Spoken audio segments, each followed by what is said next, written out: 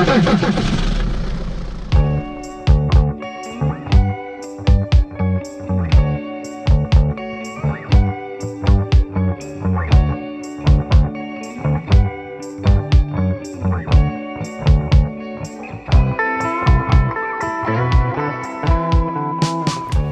à toutes et à tous et bienvenue sur la Panaméricaine, le podcast qui aborde des travaux de recherche en sciences sociales qui portent sur les Amériques.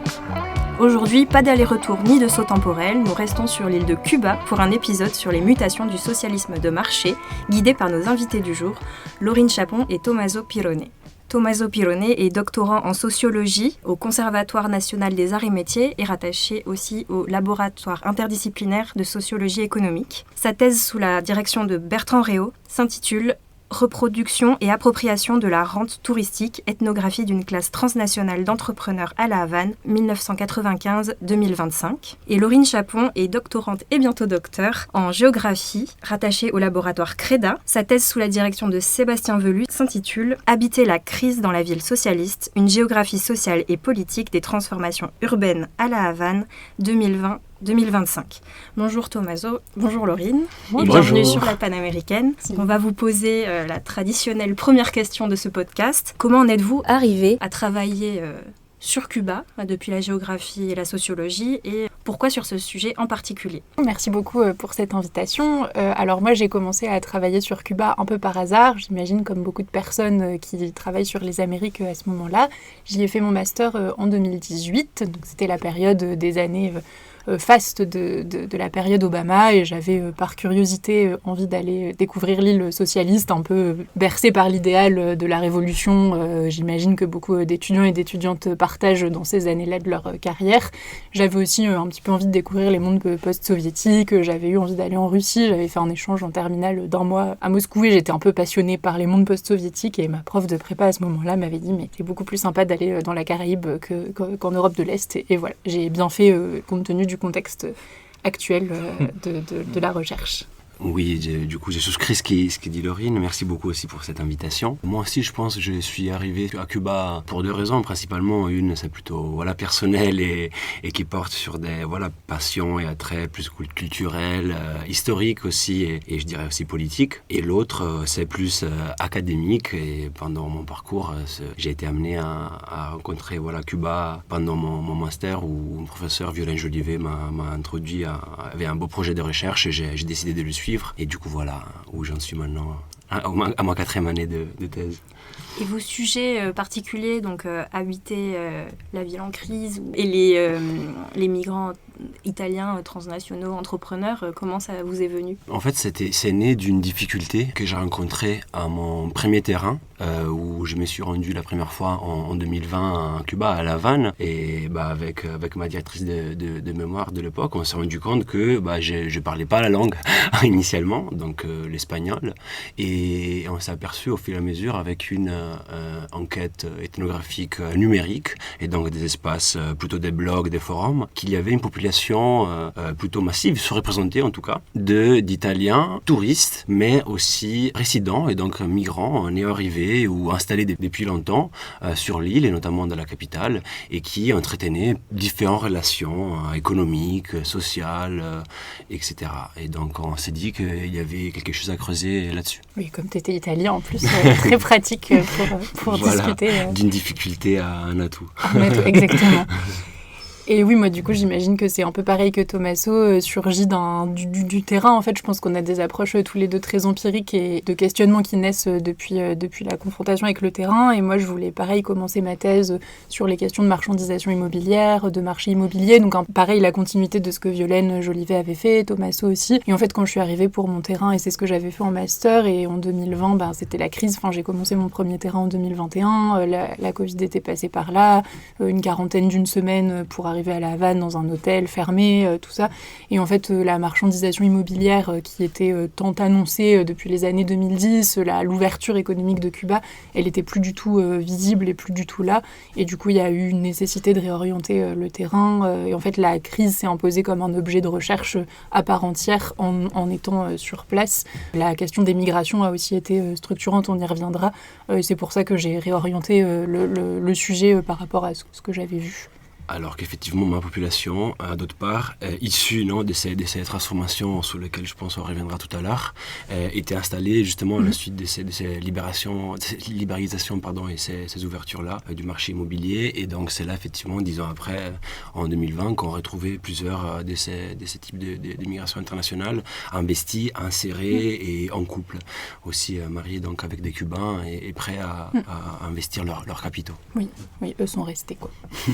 Merci beaucoup pour vos présentations de sujet. Et est-ce qu'on pourrait revenir maintenant en fait, justement sur un petit rappel historique sur la situation de Cuba, on pourrait dire au XXIe siècle. Est-ce que voilà, juste pour rappeler un peu entre les blocus, les périodes d'ouverture, tu as déjà parlé d'Obama, de l'ouverture d'Obama, puis après un retour en arrière. Est-ce que, Laurine, tu peux nous rappeler un peu ça? Oui, alors pour essayer de résumer très rapidement 60 ans de révolution, mais bon, en gros, Cuba, révolution socialiste en 1959, l'île est mise sous blocus, sous embargo états-unien en 1961, et depuis 1961, les sanctions pèsent lourdement sur Cuba avec des phases d'ouverture et de fermeture plus ou moins régulièrement. En 1990, il y a la période de ce qu'on appelle la période spéciale qui fait suite à la chute de l'URSS, qui était alors le principal partenaire économique de Cuba. Et donc l'île a connu une crise socio-économique majeure, en gros dans les années 90 jusqu'au fin des années 90, début des années 2000. Et donc cette période spéciale, elle s'est accompagnée de mesures de libéralisation importantes du modèle économique socialiste, avec notamment l'ouverture au tourisme indépendant de manière limitée, mais voilà, et puis tourisme aussi dit de masse dans des grandes stations balnéaires, donc vraiment une mutation quand même du modèle socio-économique cubain. Et puis ensuite une autre phase qu'on identifie souvent, c'est entre 2010 et 2019, avant la pandémie, qui fait suite là aux mesures d'actualisation prises par Raúl Castro, qui donc le frère de Fidel Castro, qui prend le pouvoir en 2008 et qui met en place toute une série pareil de mesures d'ajustement, de libéralisation du modèle cubain. Ces mesures de libéralisation, elles ont lieu en même temps que l'arrivée au pouvoir de Barack Obama aux États-Unis, qui assouplit les sanctions en 2014. Donc période vraiment d'ouverture. La Havane reçoit 4 millions, quasiment 5 millions de touristes entre 2018 et 2019, beaucoup de touristes internationaux. Donc moi c'est là où j'ai fait mon mémoire. C'était vraiment des années fastes de la Havane, de libéralisation, ouverture. Et ensuite, donc là où les Italiens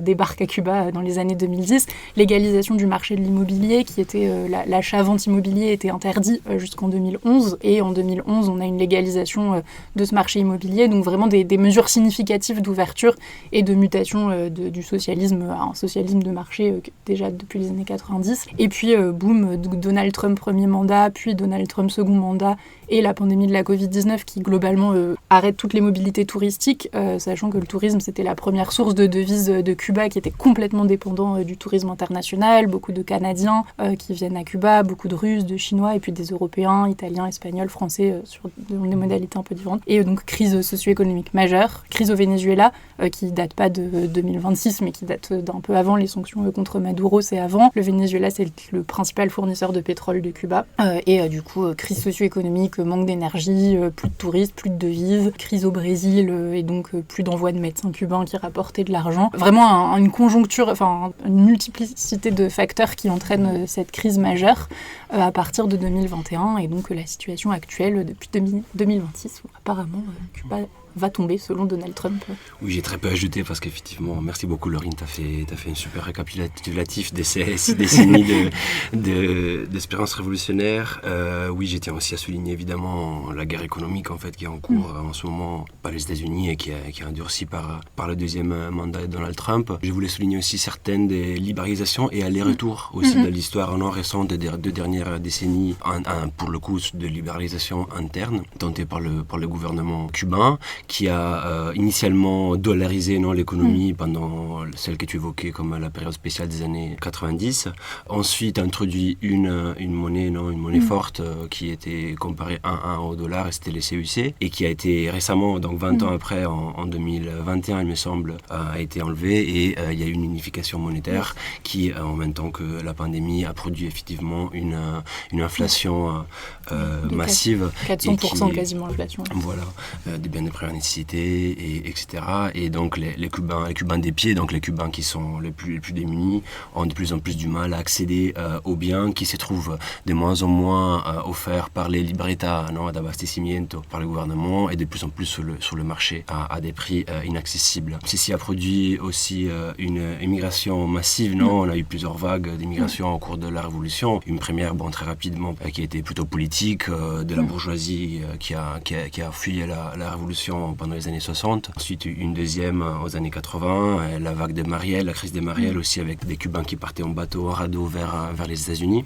Et plus récemment, à la suite de la pandémie, on a eu, je pense, la plus massive. Toi, tu connais plus les chiffres, mais on parle de 2 millions aussi de Cubains qui auraient fui l'île depuis 2020. Et donc voilà, dans le contexte dans lequel on se trouve, où l'île c'est vide face des crises majeures. Et tous les jours, on a des nouvelles annonces du gouvernement Trump qui cherche à forcer de plus en plus la main pour produire cette, entre guillemets, transition vers d'autres formes de gouvernance. Oui, et concrètement, au quotidien, ça se traduit vraiment par à la fois des personnes qui partent, et donc vraiment une ville qui se vide, des coupures de courant massives, ça c'est ce qu'on entend beaucoup dans la presse, mais c'est hier ou avant-hier, c'était 60% de l'île qui était sans courant pendant plus de 20 heures, et apparemment dans l'orient de l'île, là, la ville de Santiago... Jeudi 5 février, puisque l'épisode sortira jeudi 5 février. Voilà, donc vraiment des coupures massives, ce qui est vraiment problématique parce que tout fonctionne à l'électricité, d'autant plus qu'il y a des pénuries alimentaires, donc les gens congèlent beaucoup leur alimentation, donc en fait les congélateurs se décongèlent, se recongèlent, donc plein de soucis sanitaires aussi liés à ça, plus de ventilateurs ou de climatisation, on est quand même dans un contexte tropical où il fait chaud, et puis une forte inflation, 400%, 500%. Moi, quand j'ai commencé mon terrain en 2021, 1 euro valait 70 pesos. Donc pareil, le 6 février, aujourd'hui, 1 euro vaut 540 pesos. Donc ça a extrêmement augmenté, sachant que le salaire moyen d'un médecin ou d'un fonctionnaire, on est entre 3 000 et 10 000 pesos, ils ont un peu augmenté, mais donc c'est pas... Voilà, et 1 euro égale 540 pesos, et encore pour donner une idée, mais par exemple un carton de 30 œufs vaut 3 000 pesos. Donc 30 œufs égale 3 000 pesos, et le salaire moyen d'un médecin c'est 6 000 pesos. Donc la moitié de votre salaire passe dans un carton d'œufs, ce qui fait que les gens sont extrêmement dépendants des dollars, comme tu le disais Tommaso, dollars qui sont transmis par les familles qui résident aux États-Unis, et c'est pour ça qu'énormément de gens partent pour pouvoir faire face à l'inflation majeure, qui est vraiment... de l'ordre, je sais pas, de ce qu'on peut voir en Argentine, ce qui fait qu'on a plein de billets à la Havane quand on va changer ses sous, voilà. Et peut-être avant de passer à la question plus méthodologique de l'épisode, est-ce que vous pourriez préciser vos choix chronologiques dans ce contexte? Pourquoi 1995-2025 et pourquoi 2020-2025? Oui, c'est pas tant lié à mes données personnelles, biographiques, des naissances, mais c'est plutôt justement comme évoqué tout à l'heure, on est en plein milieu de la période spéciale des années 90, et c'est là donc qu'on a une ouverture vraiment majeure envers le tourisme et aussi vers les capitaux étrangers. Et donc j'ai d'une part une population italienne qui est aujourd'hui installée, celle que j'ai rencontrée sur mon terrain, qui vient dès ces années-là, à la fois pour les découvertes donc touristiques, en train de voyage, et ensuite tombe amoureuse des l'île et potentiellement aussi de partenaires et commence donc à se lancer dans de nouvelles aventures entrepreneuriales. Et d'autre part, aussi, on a certains grands investisseurs qui, fascinés d'une part par cette aura révolutionnaire qui reste sur l'île, sont prêts à investir des capitaux dès lors que les gouvernements décident que c'est le moment venu pour rétablir l'arrivée de ces devises étrangères, et donc y implantent des entreprises mixtes, donc à capitaux mixtes, cubano-étrangers. Oui, on a évoqué d'autres dates, et là, le 2025, c'est le dernier séjour de terrain que j'ai mené. Et donc voilà, c'est un peu l'explication, je pourrais y revenir. Oui, on espère pas la fin de Cuba, parce que moi aussi c'est 2025 que Cuba socialiste. Oui, voilà. Et moi du coup 2020, vraiment mon premier terrain de thèse et pas de master 2021 qui correspond au début de la crise, je sais pas comment on l'appellera plus tard, mais en tout cas je pense que ce sera une période identifiée quand même comme assez spécifique dans la chronologie de l'histoire du Cuba socialiste. Las cosas de la vida hay que cogerlas suavecito, que evita siempre los excesos, anda calmao, la gozadera con medida, ay, que si la fiesta se repleta, vamos pa' otro lado. Las cosas de la vida hay que cogerlas suavecito, que evita siempre los excesos. exceso, anda calmao, la gozadera con medida. On arrive à la question plus méthodologique qui devient aussi traditionnelle finalement dans la panaméricaine. Et voilà, l'idée c'est que vous expliquiez un petit peu comment vous enquêtez au concret sur vos sujets, sur le terrain. Donc Laurine depuis la géographie et Tommaso depuis la sociologie. Ok, moi j'ai commencé, comme je vous disais, autour de 2019-2020 par une éthographie du numérique. Et donc de loin, quand j'étais en France et ensuite à Montréal pour mon échange universitaire, j'ai commencé donc à explorer les forums en ligne et les réseaux sociaux fréquentés et traversés par cette diaspora, je dirais diaspora numérique aussi, qui est très présente dans cet espace, échange beaucoup de conseils, etc., de voyages, d'installations et d'autres ressources pour bien mener leur expérience touristique et à la fois migratoire et entrepreneuriale sur l'île. Et ensuite, je suis arrivé à La Havane en 2020, juste avant la pandémie de Covid-19, et j'ai mené un terrain ethnographique sur plusieurs années, en pointillé, comme on dit en sociologie, c'est-à-dire avec des allers-retours, parce qu'évidemment, c'était un terrain lointain, je ne pouvais pas m'y installer trop durablement. J'ai fait un premier terrain de la durée d'un mois et demi, justement coupé par l'arrivée de pandémie, qui a été exploratoire, je dirais, parce que j'étais encore en master. Ensuite, je suis retourné sur mon terrain en 2022, et j'ai mené un terrain par an jusqu'en 2025 pour une durée totale d'environ 1 an, je pense, de séjour. Le plus long a été 5 mois en 2023. Et j'ai pu faire donc notamment des sessions d'observation participantes prolongées sur les lieux de vie, mais aussi les commerces ouverts par ma population, parce que peut-être on y rentrera plus dans le détail tout à l'heure, mais mes Italiens à La Havane ouvrent notamment et s'engagent dans des maisons d'hôtes, dans des agences touristiques. Ils sont très investis aussi dans la restauration gastronomique.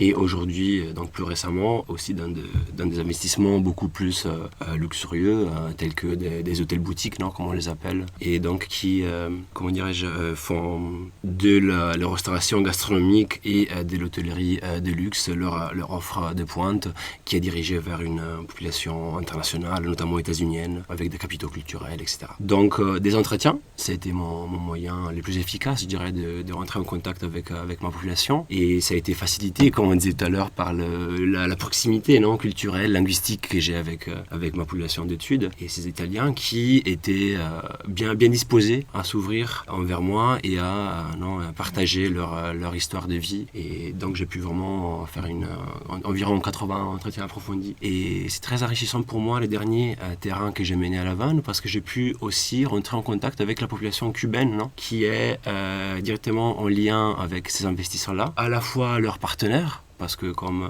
peut-être vous le savez, c'est très compliqué d'investir dans des contextes socialiste, pour socialiste cubain, il faut y avoir une résidence permanente, et pour l'obtenir, la majorité et la presque totalité de mes acteurs se marient avec un partenaire cubain, notamment une partenaire cubaine à La Havane. J'ai pu rentrer également en contact avec leurs employés cubains qui sont obligés d'avoir une main-d'œuvre cubaine et donc locale, et c'était très intéressant pour moi d'échanger avec des jeunes travailleurs cubains, et j'ai pris plus connaissance de leurs conditions de vie, de travail, notamment à la lumière des nouvelles transformations qui sont en cours à La Havane, et c'est sur ça qui portera une partie de ma thèse, notamment depuis l'ouverture des MIPYMES, c'est cette grande libéralisation qu'on a eue pendant la pandémie, et qui a engendré une multiplication des micro-entreprises privées, dans lesquelles beaucoup de Cubains, mais également des étrangers, investissent pour essayer de s'en sortir.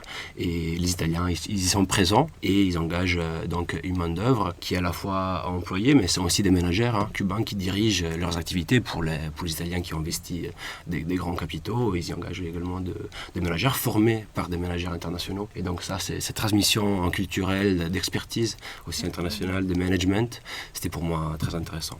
Oui, donc les investisseurs et entrepreneurs italiens qui viennent ne font pas venir de main-d'œuvre italienne forcément, quoi. Il y en a à la marge, c'est-à-dire que dans certains restaurants, il y a effectivement des proches, notamment souvent des fils italiens, qui sont là avec des statuts paralégaux, parce qu'effectivement, ils pourraient pas légalement être employés dans le cadre de ces activités-là économiques, mais qui sont derrière le comptoir, donnent un coup de main, ils sont à la caisse, et on les voit. Et on a, et je pense dans les prochains terrains, si j'en ferai encore, il y aura sûrement la deuxième génération. Parce que non, ces familles-là transnationales donnent lieu aussi à des enfants italo-cubains qui commencent à devenir adultes et qui commencent à pouvoir travailler aussi, être employés dans ces activités-là. Merci. Et toi, Laurine, par rapport à ce qu'a dit Tommaso Bah oui, bon, déjà, j'adore le terrain de Tommaso. C'est tout à fait fascinant. On a essayé beaucoup de pizzerias italiennes à La Havane, parce on s'est retrouvés sur le terrain en même temps parfois. Et du coup, oui, c'est assez difficile à imaginer, mais c'est vrai qu'on les voit beaucoup, ces Italiens, notamment dans les quartiers centraux. On peut acheter du parmesan à La Havane maintenant, ce qui était pas trop possible avant. Et du coup, moi, pas du tout le même type de terrain, vraiment assez différent. Moi, je travaille vraiment dans des quartiers plus périphériques et ordinaires. Tommaso, la plupart, j'ai l'impression, des investisseurs italiens, ils sont quand même dans les quartiers centraux, plutôt touristiques ou diasporiques, réinvestis. Et donc, moi, l'idée de mon terrain, c'était un peu de me déplacer de ces espaces-là, qui sont quand même beaucoup investis par la recherche actuelle sur Cuba, ce qui est assez normal, parce que c'est là aussi où il se passe beaucoup de choses, c'est les espaces centraux. Mais bon, du coup, comme j'avais le temps d'y rester, moi je suis restée à un peu plus de 16 mois à La Havane, enfin entre 16 et 18 mois, je me suis dit que ça pouvait aussi être intéressant d'aller voir dans des espaces où a priori il se passait rien, a priori la diaspora n'était pas présente, les investissements étrangers étaient peu nombreux. Du coup, moi j'ai travaillé dans 3 quartiers périphériques de la capitale, qui s'appellent Alamar, Regla et Campo Florido, ça c'est si des gens qui connaissent Cuba nous écoutent. Donc c'est des quartiers plutôt périphériques, populaires, résidentiels. C'est pas des quartiers précaires non plus, c'est des quartiers ordinaires, je les appelle comme ça, de la métropole. Un quartier de grands ensembles construit dans les années 70 avec de l'architecture type socialiste, donc globalement un quartier de grands blocs gris type soviétique, un quartier plutôt rural et puis un quartier ouvrier et portuaire au bord de la baie. Et donc moi j'ai travaillé sur la manière dont les gens habitent dans ces quartiers, sur les trajectoires résidentielles des familles. Donc pareil, j'ai fait à peu près 80 entretiens avec des familles, entretiens plutôt à visée ethnographique, pas des entretiens pour faire de l'analyse de discours parce que de fait j'ai rien enregistré, les gens voulaient pas trop, acceptaient pas trop, on reste quand même dans un régime autoritaire où la parole est contrôlée, donc les gens sont assez méfiants vis-à-vis du micro. Donc c'était plutôt des entretiens prétextes à l'observation ethnographique qui m'ont permis de rentrer dans les logements, de rencontrer des gens, des familles, d'obtenir des informations sur leur trajectoire résidentielle.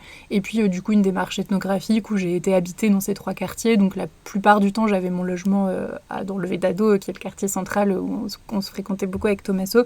Mais du coup je suis allée 2-3 semaines dans chaque quartier, jusqu'à 1 mois pour un quartier habité dans des logements. Donc j'ai 2 logements chez des amis que j'avais rencontrés par effet boule de neige, et puis un logement que j'avais trouvé sur Airbnb, le seul Airbnb d'Alamar. Enfin, un des seuls Airbnb, voilà, dans un petit immeuble. J'étais en colocation avec une mamie de 85 ans. Bon, c'est pas des conditions de terrain très... Ça va, mais c'est très ennuyant, en fait. Et du coup, j'imagine comme plein de personnes qui font de l'ethnographie, d'où le fait que j'ai quand même gardé mon logement dans le Vedado, où j'avais des amis, mes sociabilités, et où je pouvais un peu sortir.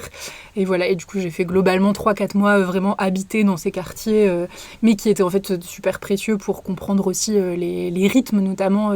parce que quand on y va que à la journée, alors quand j'étais dans le Vedado, j'y allais à la journée évidemment, mais en fait il y a plein de choses qu'on voit pas si on n'y dort pas, parce qu'en fait les gens se lèvent très tôt, se couchent très tôt, à 17h il n'y a plus personne, donc en fait si on est calé sur un rythme urbain occidental, on débarque à 16h et en fait il se passe rien, donc c'était très intéressant pour comprendre les rythmes, la manière dont les gens font leurs courses, habitent, comment ils vivent leurs espèces.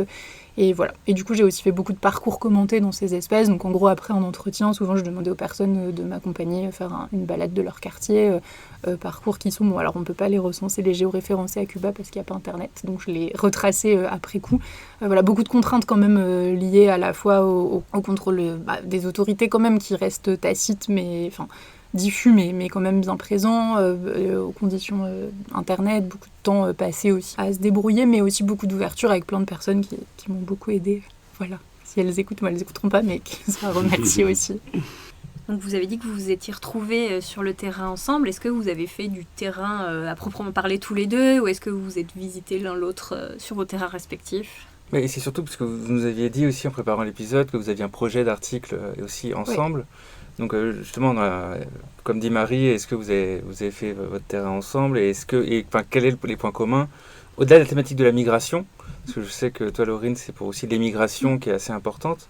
Voilà, comment est-ce que vous rejoignez vos recherches? Alors, je trouve déjà passionnant le terrain de l'Aurine et j'ai demandé aussi d'y aller, mais effectivement les contraintes matérielles font que parfois soit complexe d'atteindre ces quartiers plus périphériques. Donc vraiment, l'Aurine a fait un super travail de terrain et moi j'étais plus confortable parce qu'effectivement c'était les quartiers centraux où j'ai eu affaire à une population qui était plus ouverte à la parole, mais effectivement aussi une parole contrainte parce qu'il se disait aussi limité, en tout cas il craignait les contrôles des autorités. Et je pense parfois aussi à proprement parler parce qu'ils avaient des activités aux marges, disons, de l'informalité, voire de l'illégalité. Donc oui, on a déjeuné ensemble, pas mal, on a logé, on était logés ensemble aussi. Moi, j'aurais bien aimé aussi m'immerger plus dans ces activités-là et donc, par exemple, habiter les maisons d'hôtes des Italiens, mais j'ai trouvé ça complexe. Bon, d'une part, c'était pas les mêmes budgets, mais aussi les modes de vie, non, comme disait Laurine.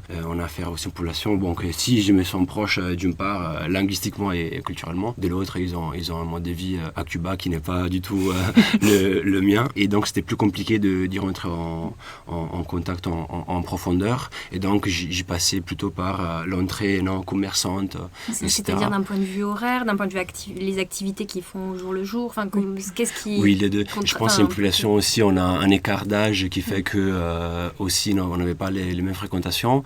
Des valeurs culturelles, j'imagine. Et des valeurs culturelles. On a aussi une population qui... Bon, j'ai critique cette terminologie, mais qui est rentrée à Cuba, une partie est rentrée à Cuba dans des pratiques qui relèvent des tourismes sexuels. Moi, j'aime bien l'employer au pluriel parce qu'il y a différentes sphères et qui continuent à avoir un rapport un peu spécifique et exotisant et post-néo-colonial. Bon, ça, on le verra dans nos articles avec la population locale, alors que d'autre part, moi, j'essaie quand même de me situer par rapport à mon statut privilégié. Mais ce qui me semble super compliqué ton terrain par rapport à ça, parce que c'est quand même, vu d'extérieur, parfois il y en a certains qui ont l'air d'être des horribles personnages et du coup toute la difficulté de les traiter aussi de manière sociologique et sans jugement de valeur. Enfin, moi, c'est intéressant, ça m'impressionne parce que vu d'extérieur, mais c'est des catégories d'acteurs hyper intéressantes justement sur ces frontières un peu entre, c'est aussi un peu une forme de sociologie des dominants, mais qui sont aussi des dominés, c'est ce que tu montres et ça me fascine. Tout à fait, c'était compliqué effectivement de mettre le sourire quand ils nous partageaient des récits pas très... Voilà quoi. Mais tu voulais peut-être revenir sur notre article sur notre article, du coup on aimerait bien travailler justement sur la question des mobilités au sens large, migration, mobilité, et réfléchir à la manière dont elles transforment les espaces urbains à La Havane. On n'a pas travaillé ailleurs qu'à La Havane, mais ça serait intéressant. Et du coup l'idée c'était de proposer un article croisé en essayant justement de sortir que des quartiers centraux ou des quartiers périphériques et de montrer qu'en fait c'était des espaces qui étaient les deux faces d'une même pièce, qui étaient façonnés aussi par des dynamiques communes de mobilité internationale. Et du coup peut-être que ça pourra nous amener sur cette question plus spécifique des migrations, mais l'idée de montrer que La Havane c'est une ville mobile en fait qui est produite par des mobilités de différentes natures, internes de l'émigration, mais aussi des mobilités de retour, et qu'en fait tous ces acteurs, même s'ils ne partagent pas les mêmes objectifs et les mêmes trajectoires, sont constitutifs finalement d'une fabrique urbaine très, très mobile dans un pays qui aujourd'hui est de plus en plus tourné vers l'international. Voilà, c'est ce qu'on va essayer de faire, je crois.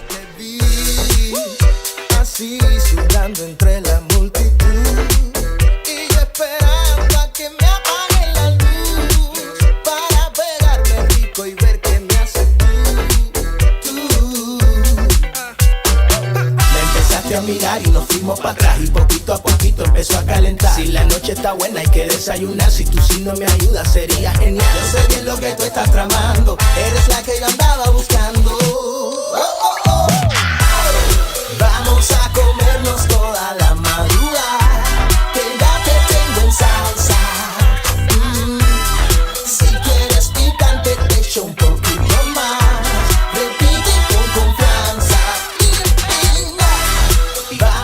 Quand même déjà abordé cette question migratoire qui est assez centrale dans vos deux sujets de recherche. Est-ce qu'on pourrait revenir dessus et en approfondissant un petit peu et surtout en donnant des exemples peut-être concrets de voir quelles sont ces trajectoires individuelles, familiales des acteurs que vous étudiez, puis voir un peu quels points communs, quelle analyse on peut tirer de tout ça.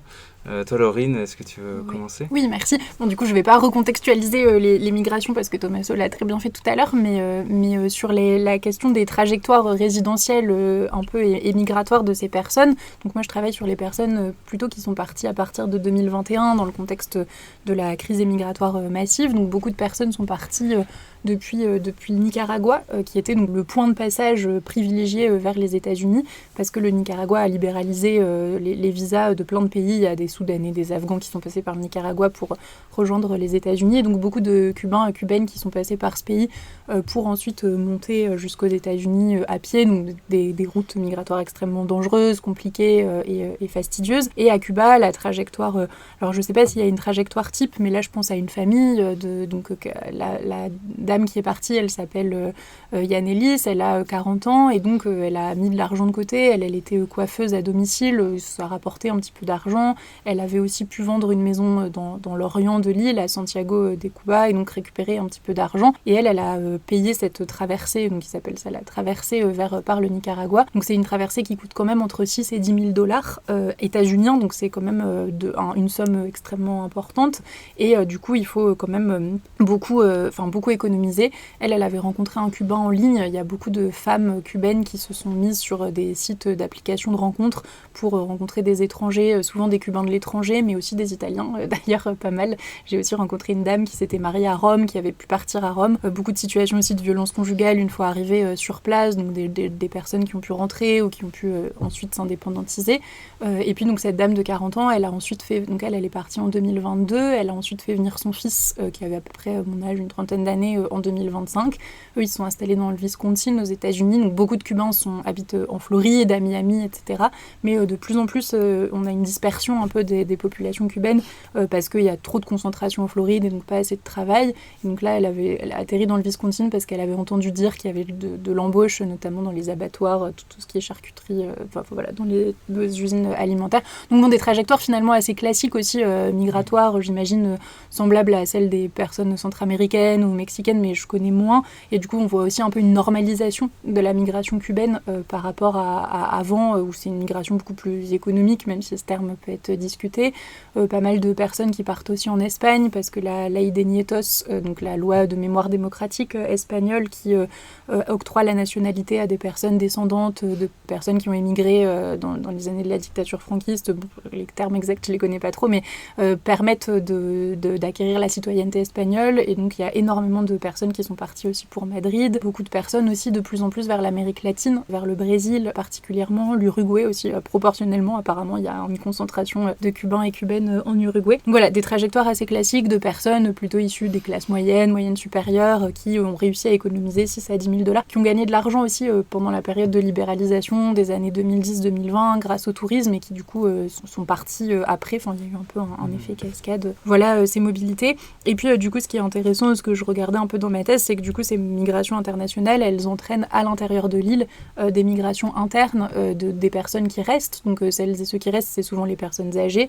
Cuba, c'est un des pays les plus vieillissants d'Amérique latine. Il y a une belle ethnographie de Blandine Destremo qui a été faite sur ça, vieillir sous la Révolution. Et donc beaucoup de plus de 60 ans. En fait, moi, mon enquête, c'est quasiment qu'avec des mémés de plus de 60 ans avec qui j'ai travaillé. Et du coup, qui restent. Et beaucoup de personnes qui déménagent vers la capitale parce qui habitent dans des provinces éloignées de l'île. Les transports sont extrêmement compliqués dans l'île. Il n'y a pas de combustible, ça prend du temps. Et du coup, les enfants partent à l'étranger et donc font déménager les mamies dans la capitale parce qu'ils n'ont pas envie de se taper 12 heures de bus quand ils reviennent les visiter. Et donc, il y a vraiment des mobilités aussi vers la Havane de personnes plutôt âgées, avec plein de conséquences psychologiques aussi, parce que c'est des dames âgées dont les sociabilités se trouvent complètement transformées. Elles n'ont plus d'amis, plus de copines, plus leurs cours de sport.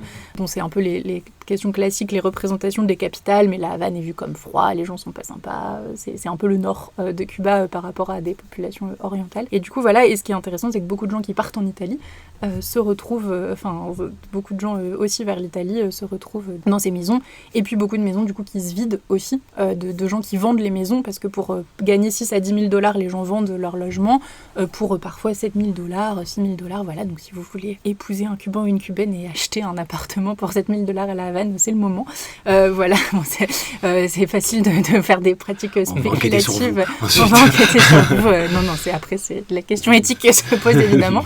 Mais du coup, c'est des choses qui se font beaucoup. Et donc, il y a plein d'appartements vides qui sont réinvestis. Alors, dans les quartiers périphériques, pas trop. C'est plutôt des Cubains de l'étranger qui réinvestissent dans ces quartiers, justement, pour avoir un petit logement secondaire. Et ça, c'est aussi un peu nouveau. On voit un peu des mobilités de retour qui sont en train d'apparaître, des Cubains de l'étranger qui réinvestissent dans un appart pour venir passer 6 mois de l'année, pas forcément tout le temps, mais un peu des mobilités circulatoires, comme en fait c'est le cas dans énormément de pays du monde, mais qui étaient très peu visibles à Cuba. Globalement, les gens partaient, revenaient pas. Et là, on est vraiment dans un contexte, désolé, je digresse 2 secondes, mais où du coup, on a des mobilités de retour qui se mettent en place. Et l'État cubain est même en train d'encourager ces mobilités. En 2024, ils ont signé une nouvelle loi vraiment complètement inédite de la migration qui justement encourage le réinvestissement diasporique parce que en fait, ils ont bien compris que économiquement, c'était la diaspora qui allait faire tenir l'île actuellement. Et donc, notamment, ils réassurent la propriété. Les personnes qui partent et qui laissent leur maison, l'État cubain a tout un discours très, très sévère de dire vos logements ne seront pas piqués, ils resteront à vous, votre propriété est garantie. Donc vraiment à rebours aussi de l'imaginaire qu'on peut avoir du socialisme qui jette la propriété. Ce qui a été le cas dans les années 60 un petit peu, mais là plus du tout. C'est vraiment réassurer l'investissement, les investissements diasporiques et étrangers. Bon, avec plein de questions, parce que comment on récupère cet argent, Cuba est toujours sous embargo, donc Western Union ne fonctionne pas. Il y a vraiment plein de difficultés à capter ces remises diasporiques, mais en tout cas un premier pas législatif vers la reconnaissance de ce que des géographes appellent un peu un état immigratoire. C'est un terme de Thomas Lacroix qui a fait tout un livre là-dessus pour parler des états comme le Liban ou des pays comme ça qui vraiment sont fondés sur leur diaspora et mettent en place des systèmes législatifs pour capter les remises. Et Cuba est en train de se transformer un peu en ça, avec du coup pas du tout de reconnaissance politique par contre pour l'instant de la diaspora. Ça c'est un sujet autre je pense et pour plus tard. Mais du coup voilà, mais il y a donc des logements qui sont laissés vides, qui sont vendus cher et dans les quartiers centraux qui les rachètent. En partie les Italiens.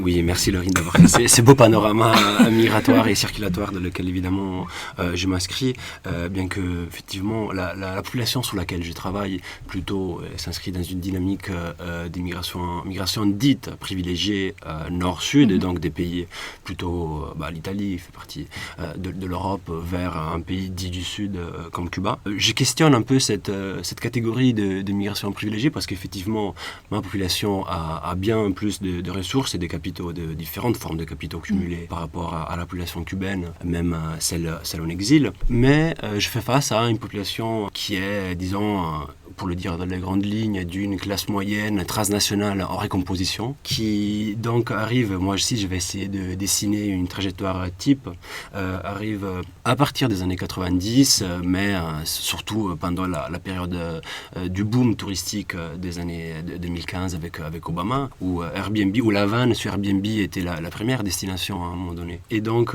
ils ont un premier impact sur l'île avec ce tourisme-là sexuel, des 3 S, donc Sea, Sand and... comment ça c'est 4 S. Mer, soleil et sable. Voilà. Sea, Sun and Sand. Voilà, ils connaissent donc une partenaire avec qui ils entretiennent une relation amoureuse. Ils remultiplient donc les séjours touristiques, ils commencent à les rallonger et ensuite ils se marient et ont un statut, ils accèdent comme ça à un statut de résident permanent. Cela après 2010-2011, avec la nouvelle loi et la réouverture du marché de l'immobilier, leur donne accès à la propriété et donc ils investissent, notamment la majorité pour l'ouverture de maisons d'hôtes, qui sont ouvertes à leur tour aux touristes internationaux, parfois italiens, mais pas que, qui viennent visiter à leur tour l'île. Ils sont hébergés dans ces maisons d'hôtes transnationales ouvertes par ce couple italo-cubain. Cette migration dite aussi de lifestyle, de style de vie, parce que c'est comme ça qu'en partant d'une situation pas souvent privilégiée, mais pas non plus précaire, donc de cette classe moyenne qui pouvait avoir différents accès aux revenus en Italie, à Cuba est révalorisé parce qu'effectivement on fait face à un coût de la vie qui est bien plus moindre pour cette population. On fait face à un coût de l'immobilier récent qui est en chute totale et donc avec un petit capital qu'on avait pu mettre de côté pendant les années d'or du tourisme, on peut effectivement accéder à une maison secondaire et pour avoir accès à encore plus de qualité de vie dans Cuba en crise. Et j'ai aussi d'autres populations, une population plus privilégiée, qui s'établissent vraiment pour des raisons entrepreneuriales et qui donc accèdent à des grandes maisons laissées vides parfois par une seule personne, une mamie décédée ou partie, et qui sont réinvesties, restructurées et remises en location à travers ce que j'appelais tout à l'heure les hôtel-boutique. Oui. Tu avais un super verbatim là, de quelqu'un qui t'avait dit, c'était comment déjà à oui, l'ombre. Ah oui, Cuba est le meilleur endroit au soleil pour vivre à l'ombre. Parce qu'effectivement, il y a toute une population qui est celle, en tout cas de mon terrain, la moins privilégiée, la moins favorisée, et qui va là-bas et fait des magouilles, en fait, et vit un peu à la cubaine ou à l'italienne, parce qu'effectivement, ils partaient d'une situation déjà pas favorisée en Italie. Ils avaient quand même évidemment accès à un certain capital économique pour s'y permettre de voyager. Et donc là-bas, ils commencent à faire des petits achats-reventes dans le marché noir. Ils travaillent au marché du tourisme, non, en vendant aussi. J'ai rencontré d'Italiens qui revendaient des cartes SIM ou des visas touristiques. Enfin bref, vous voyez toute une série d'achats et ventes. Je me suis rappelé aussi qu'une dimension très importante de mon terrain, c'est la dimension transnationale. Parce que la grande majorité de cette population-là garde toujours un pied ou même deux pieds en Italie, c'est-à-dire qu'ils font des circulations récurrentes vers de l'autre côté de l'océan pour aller voir la famille, les proches, mais également pour entretenir des liens commerciaux, entrepreneuriaux, qui leur permettent à leur tour de cumuler des sources, des devises à réinvestir ensuite dans leur nouvelle vie, dans leur nouvelle aventure entrepreneuriale, comme ils aiment bien l'appeler dans les termes un peu aventuriers à Cuba. Donc voilà. Les Cubains disent que les Italiens sont les plus caribéens des Européens. Du coup, c'est marrant. Oui, ils arrivent je pense, à des formes de transculturation. Oui. On pourrait prendre les termes d'Ortiz et d'hybridation culturelle entre une italianité et une cubanidad qui leur permettent vraiment de s'inscrire, de s'ancrer dans le tissu social local qui est très important, je le rappelle, à Cuba pour pouvoir mener à bien leur aventure migratoire et entrepreneuriale. Parce qu'il ne suffit pas de disposer des capitaux économique, bien qu'évidemment on a des privilèges. Donc si on est européen, une fois que notre projet échoue, on peut toujours revenir à la source, recommencer de zéro. Alors que les Cubains, effectivement, ne peuvent pas le faire. Mais avoir de l'argent ne suffit pas à Cuba. Pour réussir, il faut évidemment aussi s'ancrer et entretenir des liens à différents niveaux avec des intermédiaires qui sont très intéressants. Je pense à étudier dans le cadre de ces entreprises transnationales. Merci beaucoup d'avoir incarné un peu vos travaux à travers des trajectoires migratoires. Est-ce que vous pourriez nous dire comment se traduit cette mutation du socialisme de marché dans la transformation de la ville ? Comment on voit la ville changer dans ces mutations du socialisme de marché ? C'est un sujet à l'heure. Je pense que je te laisserai parler. À part le fait qu'il y ait des pizzerias, on a compris qu'il y avait beaucoup de pizzerias qui ouvraient. C'est très important. Est-ce qu'il y a des mutations énormes pour le contexte cubain quand même ? Parce que des fois on n'imagine pas trop, mais la ville socialiste, c'est quand même une ville assez spécifique aussi, dans laquelle il y avait peu d'espaces marchands, peu de cafés, peu de restaurants privés, jusque dans les années 2010. Donc c'est quand même les investissements transnationaux, mais je te laisserai en parler. Et du coup, dans juste les autres quartiers qui ne sont pas le centre, en fait, on ne le voit pas trop. Et c'était ça aussi un peu un des trucs de ma thèse, de montrer comment on peut voir cette transnationalisation de la société à des échelles plutôt micro-locales, en fait. Parce que si on regarde à une échelle même d'un quartier ou de la ville, dans les espaces ordinaires, on ne la voit pas du tout. Et en fait, la transnationalisation, elle s'observe vraiment à des échelles micro-locales parce que dans tous ces quartiers périphériques, les gens ont tous aussi des familles transnationales, plus de la moitié. Et donc, ça se voit vraiment à l'échelle du logement, notamment dans la matérialité des objets que les gens ont. Donc, par exemple, à l'échelle d'un immeuble socialiste de 6 étages à la Mare, ça, je me suis amusée à faire ça dans ma thèse, à prendre tous les appartements et à regarder à l'échelle d'un immeuble les objets que les gens avaient. Et en fait, sur un même palier, vous pouvez avoir donc des appartements de même superficie, mais avec des gens qui ont un frigo neuf, un congélateur neuf, un écran plat et plein d'objets tout à fait nouveaux, récents et importés de l'étranger ou achetés à Cuba avec des dollars. Et puis leurs voisins qui ont vraiment du mobilier hérité des années 60-70, qui on dirait des petits musées du socialisme avec des vieilles télés, voire pas de télé. Et du coup, il y a vraiment des inégalités à des échelles très micro qui se voient comme ça dans ces espaces. Donc ça, je dirais que voilà, la transnationalisation, elle s'observe vraiment à l'échelle locale, micro-locale, dans des espaces ordinaires, et puis dans les espaces centraux, du coup, peut-être à travers les espaces marchands, Je sais pas. Effectivement, j'ai souscrit ce qui dit Laurine. On l'observe évidemment en plus à l'échelle micro, parce qu'on a quand même une ville qui a les quartiers notamment centraux qui sont issus d'une histoire de l'architecture coloniale et qui est décadente, non, parce que quand vous lirez dans les travaux et dans la belle thèse de Laurine, on a un gouvernement qui délaisse, non, c'est l'entretien des logements aux familles qui évidemment à leur tour n'ont pas les moyens de le faire, alors que ces investissements internationaux permettent d'entretenir les logements tout basiquement achetés. Et donc on voit vraiment visuellement, c'est très impactant de voir à quel point on peut avoir à côté d'un immeuble semi-effondré un autre qui est restructuré, tout coloré, magnifique, avec des colonnes, des terrasses et un jardin aussi sur le toit. Et c'est là aussi que visuellement on peut se demander, on peut se dire qu'il y aura sûrement un capital, non, qui vient de l'étranger, qui a été réinvesti et qui potentiellement, suite à ces transformations qu'on a mentionnées tout à l'heure et ces libéralisations, a été mis en logement marchand. On a aussi les commerces, donc qui sont plutôt à l'étage, non, au rez-de-chaussée, qui restructurent un peu une partie du bâti havanais. Et comme on disait tout à l'heure, on a une transnationalisation aussi des goûts. Donc avec ces nouvelles arrivées internationales, je pense évidemment à Monterrey italien, mais pas que, on a une nouvelle importation des nouveaux goûts qui viennent du nord d'Europe, puisque la porte états-unienne, bien que très proche, est quand même en partie, je dirais, fermée. Et donc, on voit arriver des nouveaux biens, des consommations, qui entretiennent aussi des conséquences sur la manière de vivre aussi.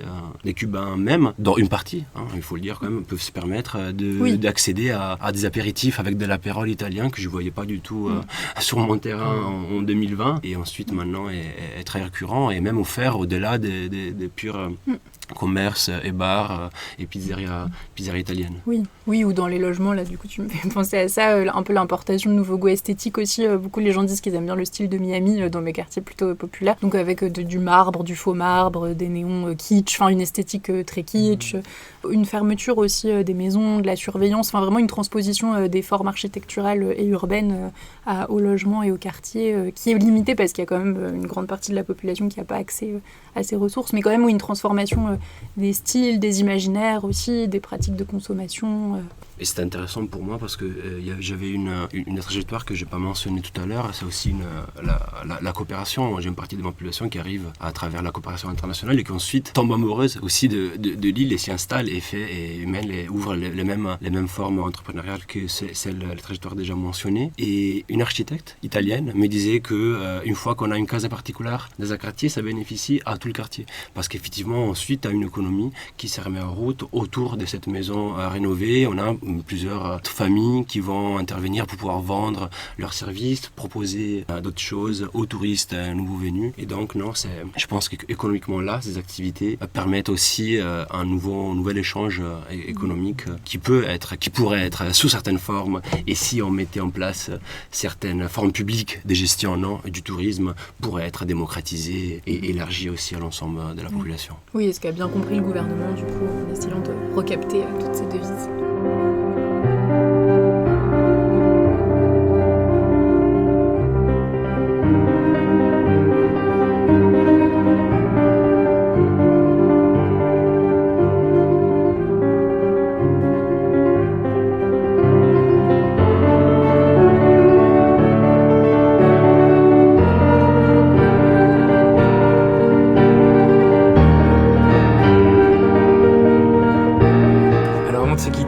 Dernière question traditionnelle aussi du podcast sur les conseils culturels pour nous plonger un peu plus dans Cuba, la culture cubaine, la musique notamment ou la littérature. Laurine, est-ce que tu as un conseil à partager ? Des conseils culturels, il y en a plein sur Cuba, c'est peut-être un des réussites de la révolution, mais du coup, je sais pas, peut-être en musique, Tommaso, on peut penser à Sima Funk qui est un chanteur contemporain de funk qui tourne pas mal. Il était au Grammy, il a gagné des trucs, ça c'est le truc un peu actuel, contemporain. Qui font des tournées mondiales, on peut les voir à Paris et tout. On peut les voir à Paris, c'est vraiment chouette. Je ne sais pas si tu veux...